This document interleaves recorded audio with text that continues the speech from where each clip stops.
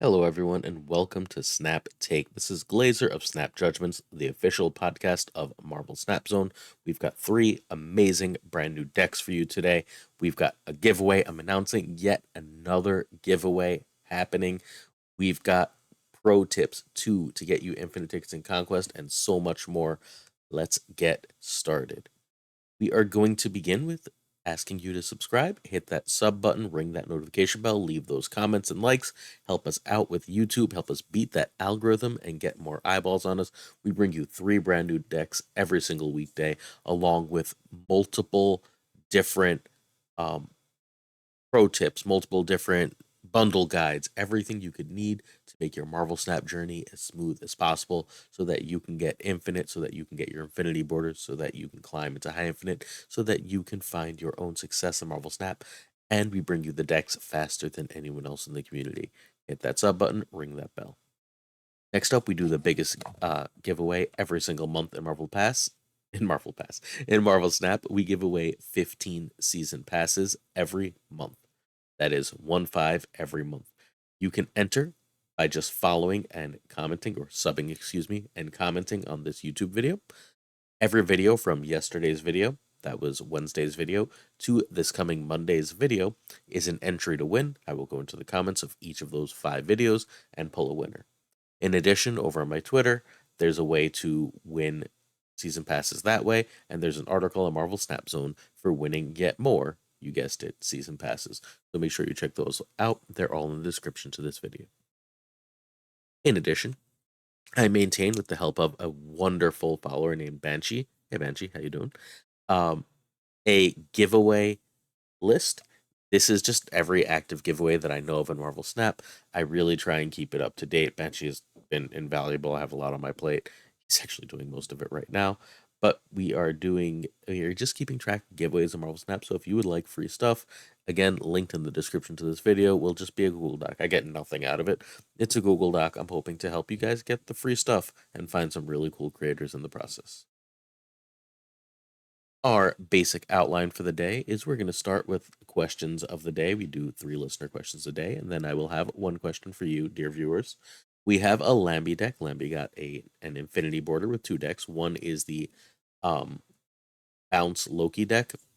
We covered that literally weeks ago at this point. Another is a Surfer deck. We covered one very similar to it in Monday's video. It's based on Yo Woody MJ's deck, but we did cover it. Next, we have Snap Pro Tip number 8 and 9, actually. We have a cool deck from Chase Pitzer and Joel Flowers. Chase made the deck. Joel piloted it to an infinity border. Everything today is about infinity borders, folks. So, turns out Chase also got an infinity border with it, so this deck is sort of kicking all sorts of butt. Then we've got different videos I've made that cover the top Conquest win rate decks, and I'm going to have links and all those videos that show you how to play the top Conquest Infinity decks. And in addition to that, links to all those decks in the comments to this video. Then we've got a deck from, is it HK or HL now? I'm not 100% sure. We're going to go with HL for the time being, and I'm so sorry if I've got that wrong. I will correct that in tomorrow's video. This user created a really cool deck that I just want to showcase that, again, got an infinity border. And we'll close there with my shop for the day. I bought 2 hips. Always a good day. Questions of the day. Scott Cabernet notes, it's amazing how Ms. Marvel ended up being such a sleeper hit. It didn't immediately look amazing after looking at Elsa, but it's a good value card that's flexible, one-off in so many decks. You know who had Ms. Marvel as busted? Me. So the way you could have analyzed Ms. Marvel to figure out how good she was is she's a 4/15. For Doom, you often pay 6/15, and yes, Ms. Marvel doesn't work every single time, but her triggering ability is easy enough that her stats are way above rate. A lot of Marvel Snap just comes down to numbers versus downside, right? Ms. Marvel's downside is generally that she's a 4/10. That's still an above rate 4. Compare that to underwhelming cards like Gladiator, right? Gladiator's upside is decent stats, but a 3/7 isn't a 4/10 or a 4, or let alone a 4/15, right? It's not winning you the game, it's just good stats. But its downside is lose you the game. In order to analyze these cards, and I got Loki wrong just like everyone else, and I got Elsa right just like everyone else. I'm human. I just happened to also get Ms. Marvel right. When it comes down to this, what you're looking for is how much power does this allow you to output? What I mistook about Loki, just for the record, was how much card generation will benefit him. Our guy Safety Blade got that one real fast. And Elsa was just very clearly extremely powerful. So with those two, Ms. Marvel. Oh, by the way, I have a hunch about Elsa and why she was really so powerful. I think they released Elsa, or they tested Elsa at the same time they were testing cards like Annihilus, and that the junk package is so obnoxious for Elsa decks because you just don't get to fill your lanes, that they thought they had to make her more powerful. That's why she sees very little play now, although we will see an Infinity Border deck with her. That's my working theory. So I think Ms. Marvel was a sleeper, but it was a predictable sleeper. Um, Look at how much stats a card gets versus its downside. Is it like decent starting place for card value? Next up, Raphael Rasti asks for the strongest Annihilus. And I think there's three real contenders. I think there's the Shuri, the Darkhawk, and the Bounce. Please note that Annihilus is a package, not a deck in either of those. I don't think Junk is at all the best home for Annihilus. Um, I'm leaning the Darkhawk for the best because I think Darkhawk is the best package. If you'd like to see packages, check the Marvel Snaps on YouTube. We do a whole we rank 17 different packages in Marvel Snap from best to worst, and we had Darkhawk 1 and Shuri 2. Bounce was I think 3 or 4. So unsurprisingly, combining the Annihilus package, which is a very strong package, with another extremely strong package is the best home. I think the right answer is Darkhawk for now. Bounce is my favorite. Shuri is my least favorite. I think Bounce is probably in third place here. I think the Bounce decks that are not running Annihilus, that are just running that little Darkhawk package, are generally better than the Bounce Annihilus. But the Shuri and Darkhawk are like neck and neck for the very best. I've done videos on those. We'll look at those before the end of today's video if you want to see what those are, where to find them. Chad Tompkins asks where I find decks. It's a process. So I have like 1,000 Twitter bookmarks and 1,000 different random save decks on a document. I have a document called Sleeper Decks. It's just like a bajillion decks. It's also got my outline for the week and a link to my pro tips article and a whole bunch of other stuff on it. So I have like a million backup decks saved on that art on that spot. I generally search Twitter like crazy. I follow like everyone big. I have certain people I go to. Like if Lamby releases a video of Quinny, yesterday's person releases a video. If I don't know, W releases a deck, then like I know that a video is coming. When Twitter doesn't work, one of the things I do is I check Untapped and Marvel Snap Zone. They have easier to sort stats for me than SnapFan. No offense to SnapFan. I will occasionally check SnapFan, just less often. I look through Snap Zone and the stats on Untapped, and I pull decks that like seem interesting with smaller sample sizes, but like high win rates, and then I see if I can figure out who made them. I then take to Twitter. I go around and ask people. I did make one giant mistake once that I won't make again. So when I was relatively new at this, I'd been doing this for maybe 2 months, if that less, I think actually. There was this deck. It was a Darkhawk deck that's top end was Black Bolt and Stature. And at the bottom, it had Nightcrawler because it was right before Nebula came out. Nebula quickly got slotted in as soon as she came out. But it also had Miles and it had Jeff, and it was just, you know, the deck, right? It became the meta deck for like a month and a half in Marvel Snap, and it's still one of the best shells in Snap. Well, I found that deck first. It was in the stats and it was sort of buried and no one was talking about it. And I tweeted and tagged a bunch of people and was like, hey, does anyone know where the hell this deck came from? Because this is absolutely busted. I played it, it felt like I couldn't lose, and I was just trying to give proper credit. And over the next like 4 days before I had a chance to get a video out, like every big creator made a video about that deck. It became the meta deck. And like I'm not saying it wouldn't have without me, but I had it first. And I didn't realize what I had, and I tweeted publicly, and before I knew it, the videos were a flying. Safety made that deck, by the way. So I don't tend to ask publicly. Now that I'm big enough and like this is really nice, it makes my life so much easier. A lot of times someone Devilish is amazing for this. Devilish was on the podcast this week. Devilish just will be like, I found this like 60% win rate deck that climbed X amount of ranks. Do you want it? And I'm like, thank you so much. Just not having to look for these things is so, so useful. That deck, by the way, will be tomorrow's video. All right. We're going to end this section with a question for you guys, the audience. You guys, gals, non-binary pals, the audience. Should my third deck often be a known meta deck to help people get a feel for it, or keep finding 3 new ones every day? I'm going to find at least 2 new ones every day. You guys don't have a choice. That's really where my passion for this lies. But I also think a lot of you folks would value and be able to use, like if I did here's the standard discard list, have a guide for it as my third deck sometimes. If you think that's a good idea, please let me know. I have no problem doing that. Honestly, today, and it's no offense to the person who is our third deck's creator, I don't know them at all. It took a while to find a third deck that I was comfortable with, that I didn't feel like was rehashing old territory. And I was like, why don't I just cover discard? I've never covered discard. I've never covered classic Shuri.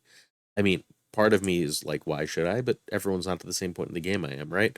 So maybe some of you would find value in A, knowing how to play it, and B, knowing how to play against it, and C, just being like, oh, okay, so that's that, right? Like, maybe you haven't seen it as much as I have, and you would find value. Again, let me know in the comments. I'm totally down to do that if it would help you guys out. Our first deck is, wait, this isn't it. We covered this 2 days ago. Yeah, this is the J Woody MJ Silver Bullet Jeff. This is a very cool deck. It went what was it? 8-0 in the Swiss of the tournament, and then it went 1-1. It won its top 8 game and then lost in the top 4 of that tournament. It absolutely rocked a field full of Loki and full of just extremely powerful decks, full of Darkhawk nonsense, which means it's a top tier deck. So Lamby took it and did it what Lamby does, and he said, I don't want to play tech. Instead, just put in stats. This is the stats version deck. Also, note that I changed up the variants. This is the stats version of the deck. It basically says, I only need one drop. That's Nova. That's pure stats. I'm running Killmonger already. Makes sense to me. It kept the 2 drops, and then it shifted around. What did it? Oh, that extra 1 drop slot, excuse me, just becomes Maximus. And I believe everything else is completely the same here. Yeah, everything else is completely the same here. So it adds an extra top end power and 1 extra board wide power. And it got an infinity ticket, and then Bootman got an infinity ticket with sorry, not an infinity ticket, an infinity border. And then Bootman got an infinity border with the same deck, and Twitter is blowing up with people getting infinity borders with this deck. So y'all should jump on this before it gets too widespread, and feel free to mix and match between these 2 versions as much as. All right, Jeff can be Silk. Not sure what else you can try. You do want to move card for Craven, but you don't want it to be Nightcrawler because you're running Killmonger. So you also don't especially want it to be Cloak. Cloak is kind of obnoxious and hard to use. Maybe Doctor Strange, not the best synergy with Werewolf by Night, but it's a thing. Let's get back to that Silk point later on. Don't play this deck without Werewolf. This is a Werewolf deck through and through. I still like Snowguard, but whatever. I'm not Lamby. Lamby's probably right. I just really enjoy Snowguard. It's one of my favorite cards. Yo, with MJ with 8 assists, then lost in the top 4, and Lamby got that border, and then Bootman got that border, and then everyone else got that border. This is now a tier 1 deck. Play it before everyone knows. Hurry. So turn 1, Nova. Turn 2, Craven's better than Jeff. Turn 3, you never play Shadow King. Turn 3, Werewolf is way better than Spidey and Polaris. Turn 4 is the same as 3, but if you've now drawn Nova, you can drop Nova. Turn 5, Sarah, or a 3 and either Jeff or Craven. Turn 5 is Juggy, Killmonger, Maximus, and Surfer, 2 of those with Surfer. You can also strongly consider playing, excuse me, name of the card. You can also strongly consider playing Shadow King. You lose a 3, but often Shadow King just wins you the game, and that's pretty damn good. Fairly often, I will forego Sarah and play something like Killmonger and Shadow King on turn 5 in order to preserve a double 3 play on turn 6, because Juggernaut on turn 6 is a little bit OP. That's the play patterns for this one. Quick variant talk, and then we're going to look at one more thing. So we've got the Midnight Suns Nova. We've talked about most of these variants. I'm going to do my standard hip count. We've got Jeff hip, Surfer hip, Sarah hip, Spider-Man hip, Killmonger hip. 5 hips. We hit our hip number. Also worth noting that this Sarah, I got a nice gold background on. We're very, very happy. Also, I have the best Maximus and I got it for free. It kept showing up in my shop and it showed up. Polaris is one of the 2 cards I have pixel variants for. There's now 6 cards and 2 pixels that I don't have proper variants for. We're getting there, folks. We're almost done. All right. Hey, by the way, I featured 80% of this deck literally like the day after Werewolf by Night came out, November 1st. I featured this deck. I also got an Infinity border with this deck minus Nico plus Silk. Oh, sorry, and plus Sarah, which is literally the Woody MJ deck. Except it had Maximus still, excuse me. So I'm just saying, like, I was here. I had this. If you watch this channel, you get this kind of stuff like a month in advance. This was very early in the werewolf meta, the highest win rate werewolf deck I could find. And I was like, ooh, and then they nerfed Mobius. And so I put Sarah back in and I just and Silk ended up in from someone else. Silk's ad wasn't mine. But I'm telling you, I had this literally November 1st. Proof on the screen.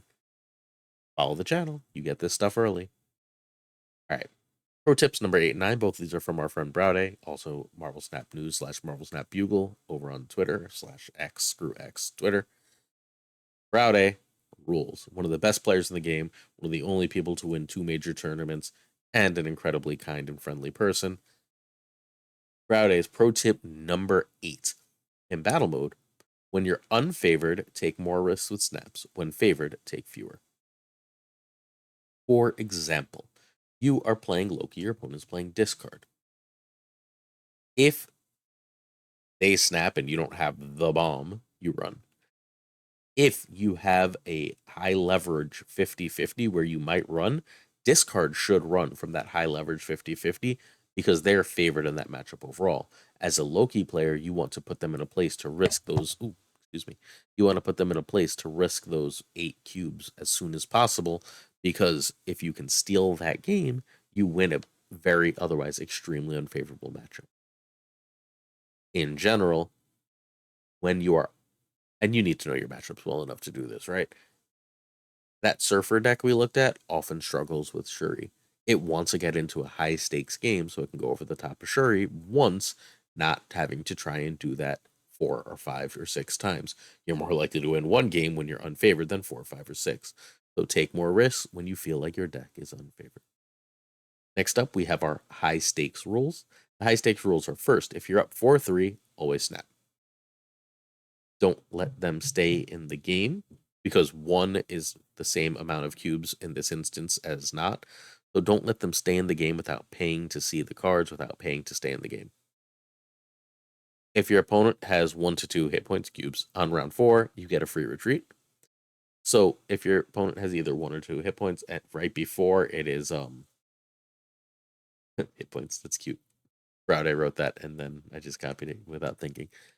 Okay. So it's the last round of 1, right? So you get 1 retreat before you start losing double. That doesn't mean just auto retreat. It means that like if they snap and you don't feel your favorite, you can just go. Don't stress it.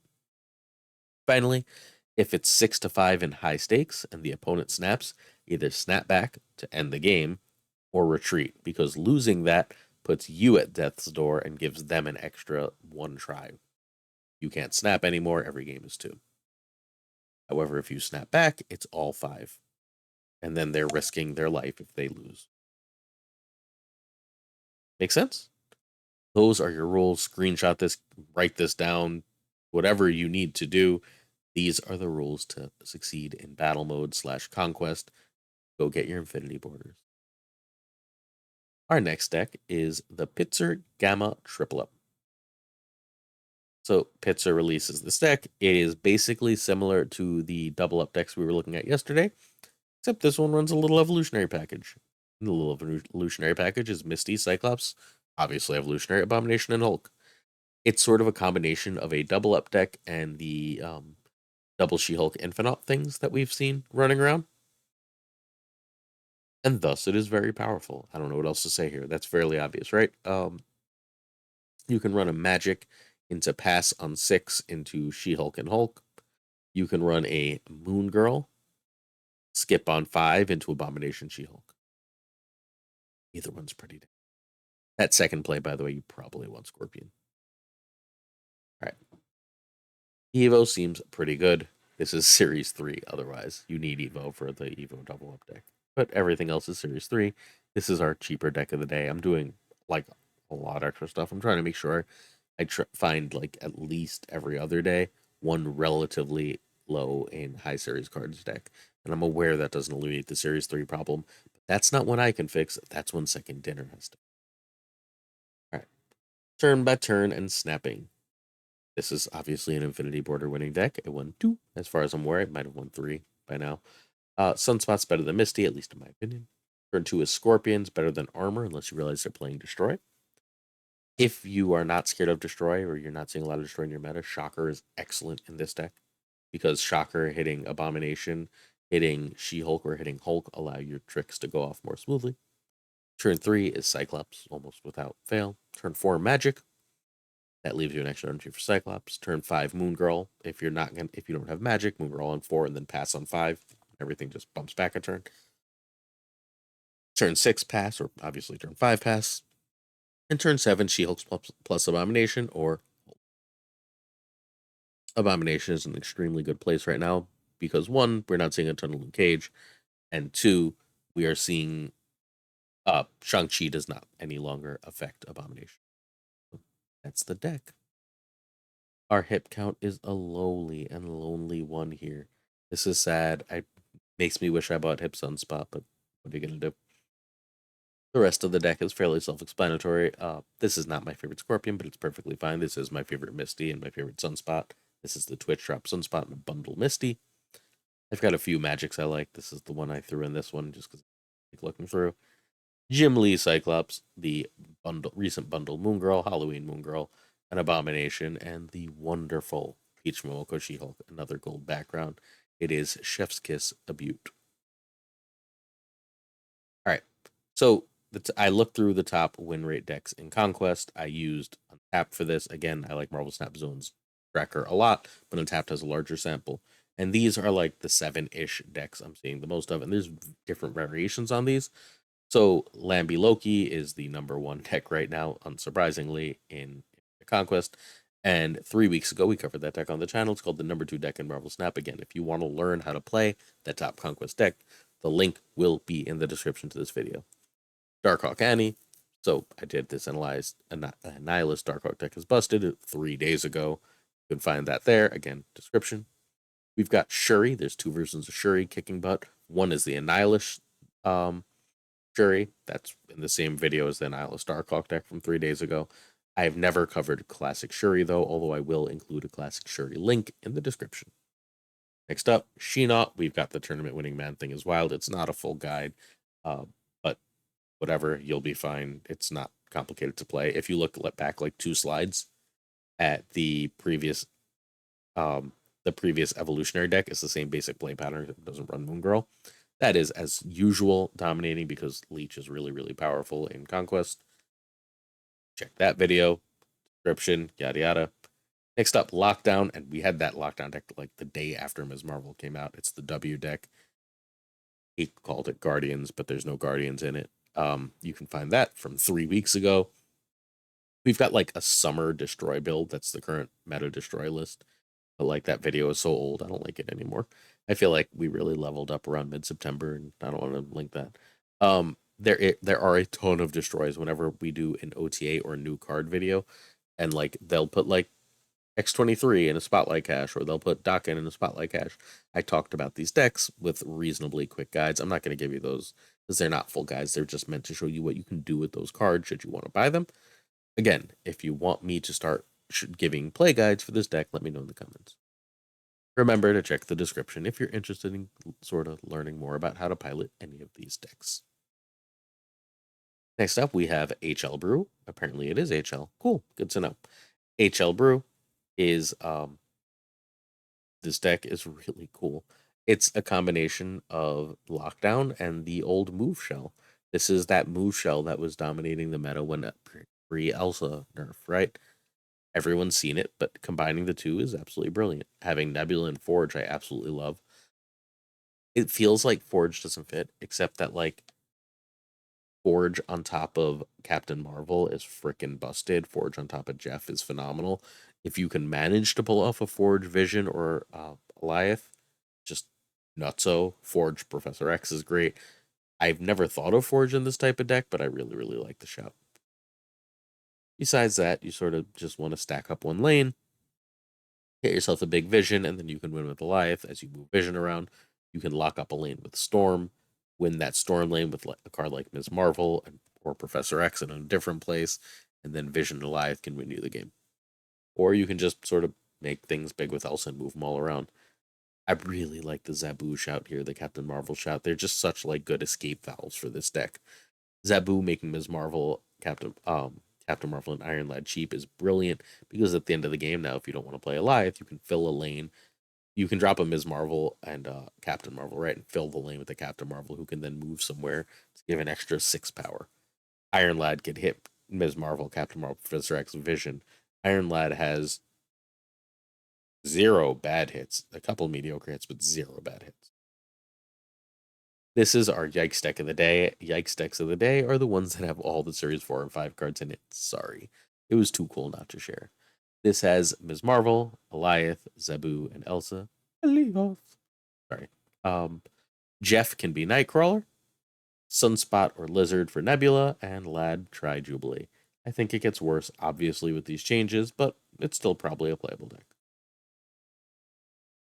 This beat so far in Infinite Conquest, what I like is this one 2 borders back to back, and what it beat was Tribunal once, Loki Werewolf 3 times, Destroy once, Lockdown, Ramp, Annihilus Lockdown, and Annihilus Darkhawk.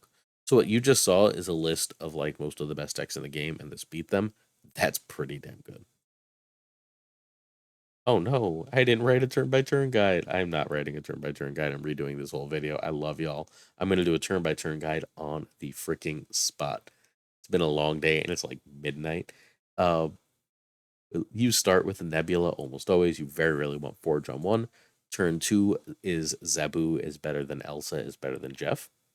Turn 3 is very often Storm, if there's a good spot for Storm, and you have a way to win that lane, whether it be Ms. Marvel, Lad, or Captain Marvel. You can also feel free to, if you went Zabu, drop Elsa. If you went Elsa, you can end up dropping Zabu. That's perfectly fine. Zabu also opens up the play of Captain Marvel, Ms. Marvel, and Iron Lad. I tend to prefer Iron Lad first of those because there's basically guaranteed to be good stuff in my deck, and getting that out early lets me know how I'm going to play my game. Ms. Marvel is fine, but be wary of the Rogue and Enchantress, and I tend to like to get a pump on Captain Marvel with this. Which is to say, turn 4, Forging Captain Marvel is stellar if you've got a Zabu up. Otherwise, turn 4 is the same thing I just explained in turn 3. Professor X on turn 5, or again, one of the 4 drops and one of the 2 drops. This is where you will often fill a lane with your Jeff / Captain Marvel. You can also on turn 5, if you have a lane, if you didn't see Storm, right?